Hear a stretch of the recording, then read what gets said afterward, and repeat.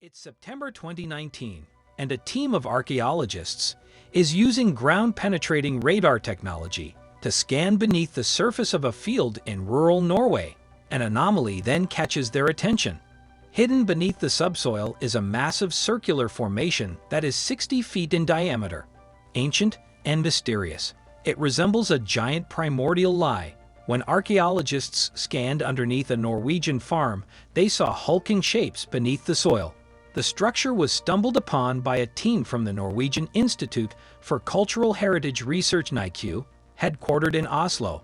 Nico is an independent research center, which works all over the world in areas such as cultural heritage, climate change, conservation, archaeology, and ethnology. Their team includes professionals from diverse academic fields. According to Nick, who's head of digital archaeology, Dr. Not Posh, the anomaly is of great historical significance to Norway. He explained to the organization's website, "This is incredibly exciting as the technology is making leaps forward, and we are learning more and more about our past. Indeed, the rare discovery could yet transform our understanding of Scandinavian history." The location of the subterranean anomaly is the diminutive island of a day, just one of 1,000 of rugged insulates off the west coast of Norway. With an area of just under 3 square miles, the day falls within the municipality of Smaller. Interestingly, the latter name derives from the Norwegian word for crumble, a reference to the region's fractured shoreline and scattered archipelagos. Marshlands dominate small and around, meaning just a fraction of habitable land, approximately 5%, is used for farming. Instead, deep-sea fishing is the mainstay of the local economy. And with carp, mackerel, halibut, cod-plaice, char, monkfish, herring, and other fish populating the wild Atlantic waters off Norway's coast, the pickings are rich. The region is thought to have been populated by humans since the end of the last ice age around 12,000 years ago. The original inhabitants of the area exploited the warm currents of the Gulf Stream, fished, and hunted reindeer. Then, approximately 7,000 years ago, they began forming agricultural settlements. The Neolithic period subsequently commenced about 1,000 years after that. Then, in the 1st century AD, Scandinavian culture began to evolve under Roman influence. The Norwegians traded skins and furs, with their merchants worked as mercenaries for the empire and developed a runic alphabet by appropriating and modifying Roman letters. They also adopted a political system headed by powerful chieftains who acted as priests and warlords. Approximately 1,300 years ago, the Viking Age began. These seafaring people had a fierce pre-Christian religion that exalted warriorship. On the contrary, its society was constituted by a disorganized rabble of querulous estates until at least the end of the 19th century. It was only then, after decades of struggle and strife, that one leader emerged to unite them as a single kingdom. The first king of Norway was Harald Fairhair, and he is believed to have ruled from 872 to 930 AD. His story was recorded some 300 years after his death and is embellished with mythical elements. Nonetheless, according to popular sagas, his journey started with a romantic rejection. It is said that the daughter of the king of Hordaland, Princess Judea, refused to marry Fairhair until he had conquered all of Norway. Fairhair's historical conquest is thought to have started in 866 with the subjugation of several petty realms. Then at some point between 872 and 900, he attained complete sovereignty over Norway at the Battle of Hafrsfjordi. This was the largest and bloodiest confrontation in Norwegian history up to that point, and for many years afterward. As a result, the Fairhair dynasty then began with the old order of chieftain smashed Fairhair, established a rudimentary state for administering his newly conquered territory, including a stewardship system for managing former estates. His son Haakon the Good became king in 930 and took Viking statecraft further. By establishing decision-making assemblies called things, he provided a space for freemen to meet, negotiate, and plan with the king. Then 1015 King Olaf Morales embarked on a radical transformation of Norwegian society. He converted to Christianity. However, many chieftains were opposed to the king's new order, his church's laws, and priests, which led to war. Her Alison was killed in the Battle of Stiklestad, but the church pronounced him a saint, and the Christianization of Norway continued. Some of the oldest Christian artifacts in Norway are located in a smaller municipality, including the coolest stain in the Cooley stone had a cool boy. This feature is a cross and a runic inscription that reads for an order, and Halvard raised this stone in memory of awful jitter.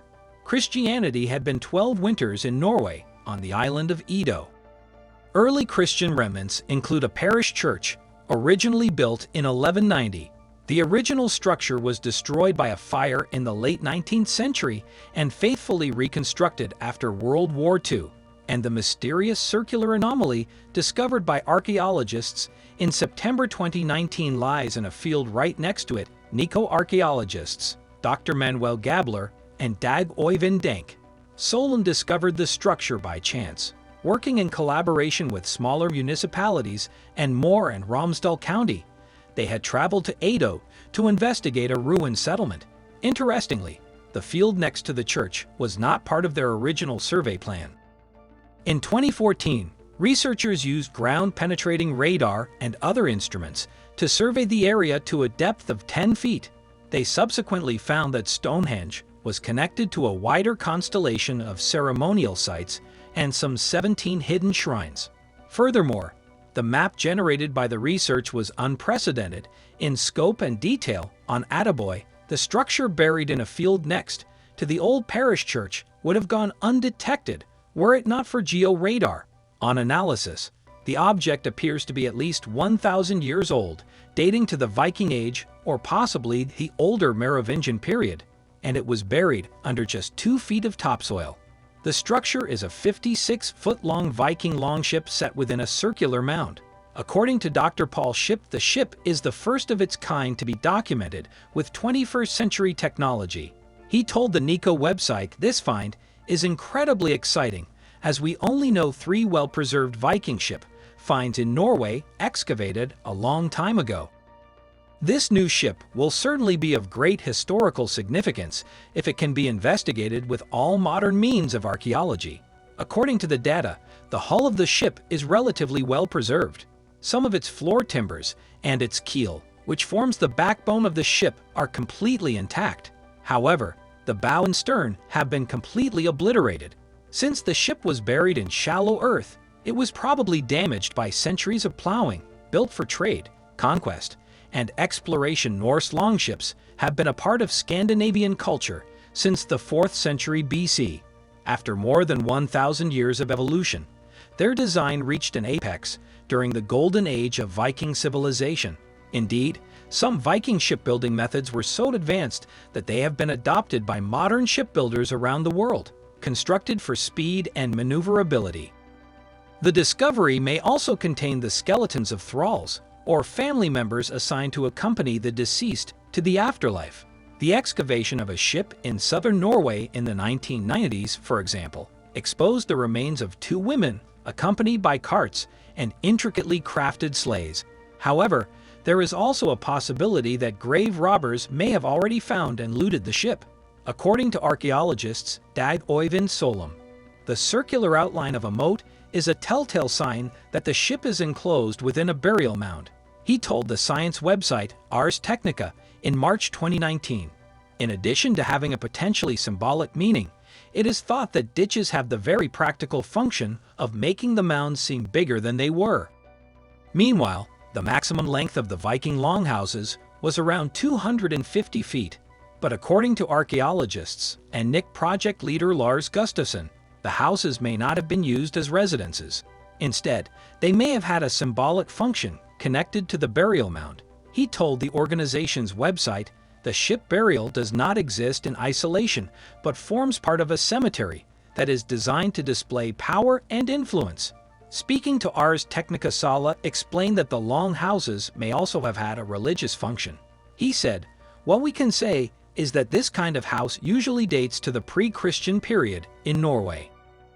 In some cases, houses have been found within burial sites that have been interpreted as death houses, or houses that probably were connected to the cult of the dead.